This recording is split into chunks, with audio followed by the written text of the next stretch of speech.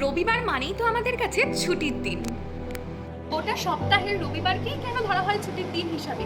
কেই বা চালু করেছে এই নিয়ম? তারই উত্তর জানবো আজকের এই ভিডিও।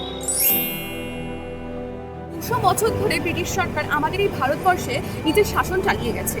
আর এই শাসন ব্যবস্থা এতটাই কড়া ছিল যে তখনকার কারখানাতে শ্রমিকদেরকে একদিনও ছুটি দেওয়া হতো না। সারা সপ্তাহ অনবরত খাটানো হতো তাদেরকে। আবার উল্টো দিকে ব্রিটিশরা প্রত্যেক রোববার করে গির্জায় যেত প্রার্থনা করতে। এই বিষয়টি মেনে নিতে পারেনি তখনকার শ্রমিকরা।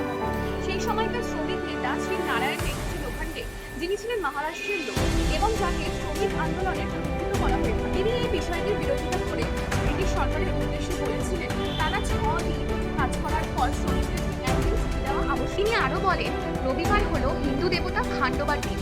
খান্ডবা হলেন মহাদেবেরই এক রূপ। দাক্ষিণাত্য অঞ্চল ও মহারাষ্ট্রের দিকে এই দেবতার পুজো প্রচলিত, তাই রবিবারেই সাপ্তাহিক ছুটির ঘোষণা করা দরকার।